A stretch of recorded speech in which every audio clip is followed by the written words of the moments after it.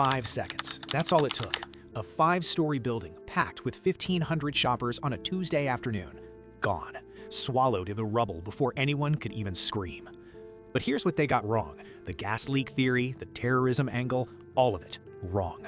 This building was murdered, slowly, deliberately, and the people responsible watched it happen in real time. Welcome to World Timeline, and today we're going back to June 29, 1995, Seoul, South Korea, the day the Sampoong Department Store fell. Sampoong wasn't just any mall, it was the mall. 5 gleaming floors of fashion, food, and everything in between. On any given day, thousands of Seoulites passed through those doors. It was a symbol of South Korea's booming economy, modern, polished, and trusted. Nobody questioned the building. Why would they? That was the first mistake. Here's where it starts getting dark. The original blueprint? A 4-story apartment complex. That's it. Residential, modest, structurally designed for people living in rooms, not thousands of customers flooding in daily. But Lee Jun, the company chairman, had bigger ideas. Mid-construction, he ordered a complete redesign, 4 floors to 5, apartments to a full department store. More floors, more weight, completely different structural demands. The original construction company looked at the plans and said no. They knew the foundation couldn't handle it. They walked away. So what did Lee Jun do? He hired a new contractor, one he could control, one that wouldn't push back. Construction continued, but not to code, not even close. Now the 5th floor was supposed to be a fitness center, light equipment, open space, manageable load. Instead, it got converted into a Korean restaurant district, and Korean restaurants need ondol, the traditional underfloor heating system. To install it, you have to pour thick, heavy concrete slabs beneath the entire floor surface. The weight difference wasn't minor, it was catastrophic. The 5th floor ended up carrying multiple times the load it was ever designed to support, and the columns holding it all up, they'd already been compromised. Original spec called for 80-centimeter wide support columns throughout the structure.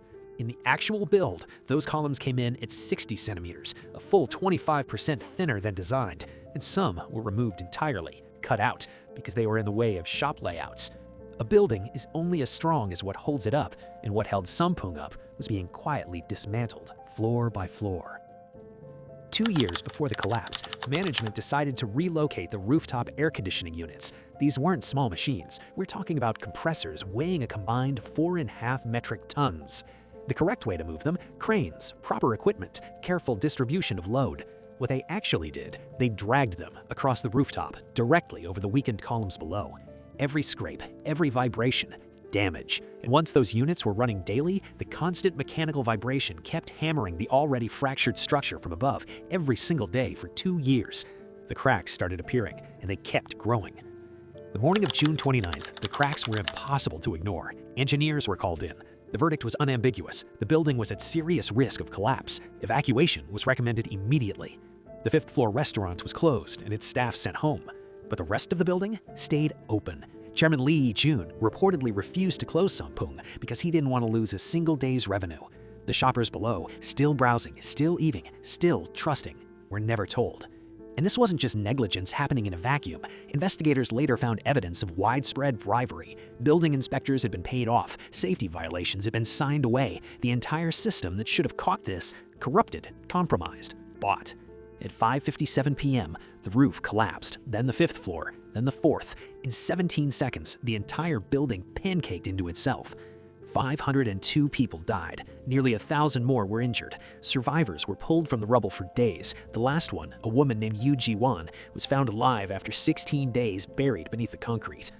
This wasn't a gas leak. It wasn't terrorism. It was greed, stacked on top of greed, on top of a building that was never meant to hold any of it. And here's what I want to know from you. If you were a shopper in Sampoong this day and you saw the cracks, would you have left, or would you have told yourself it was fine? Drop your answer in the comments, because honestly, I think most of us would have stayed, and that's the scariest part of this whole story. Sampoong didn't collapse in 17 seconds, it collapsed over years, one bad decision at a time, one ignored warning at a time. That's what makes it a disaster that never had to happen. If you want more stories like this, moments in history where human choices changed everything, subscribe to World Timeline, a new episode dropping soon. I'll see you in the next one.